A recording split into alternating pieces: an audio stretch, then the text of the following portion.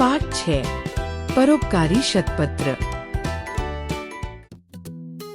एक जंगल था, उसमें शतपत्र नाम का कठफोड़वा पक्षी रहता था। वह केवल फल, फूल और पत्ते ही खाता था, जबकि दूसरे कठफोड़वे कीड़े मकोड़े खाते थे। ये देखकर सभी कठफोड़वे हैरान होते थे।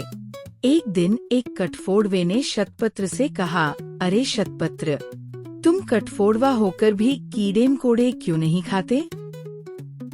शतपत्र ने कहा, अपनी भूख मिटाने के लिए किसी को मारना मुझे अच्छा नहीं लगता। शतपत्र की बात सुनते ही वह कठफोड़वा जोर से हंसा और उसका मजाक उड़ाने लगा। शतपत्र को उसका मजाक उड़ाना अच्छा नहीं लगा, इसलिए वह दूसरे जंगल में चला गया। एक दिन शतपत्र पेड़ पर बैठा हुआ था, तभी उसे किसी के कराहने की आवाज सुनाई दी। उसने इधर उधर देखा तो एक शेर पेड़ के नीचे लेटा दर्द से तड़प रहा था। शेर को तड़पता देखकर शतपत्र को उस पर दया आ गई। वह उसके पास गया और बोला, हे वनराज, आपको क्या कष्ट है?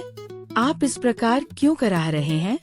मुझे बताइए, शायद मैं आपके कुछ काम आ सकूं। शेर बोला, अरे भाई, तुम इतने छोटे से तो हो, तुम मेरी क्या मदद करोगे? शतपत्र बोला, महाराज, कुछ तो बताइए।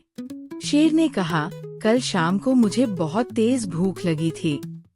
तभी मुझे एक हिरन दिखाई दिया। मैंने जल्दी से उस हिरन का शिकार किया और खाने लगा।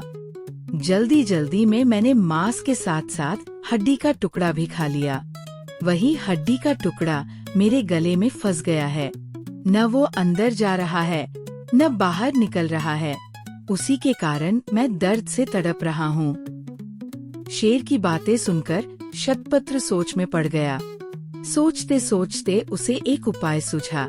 वो बोला, ठहरिए महाराज, मैं अभी एक लकड़ी का टुकड़ा लेकर आता हूँ।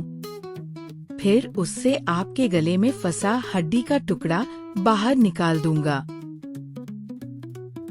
शतपत्र उड़कर गया और कुछ ही देर में एक लकड़ी का टुकड़ा ले आया।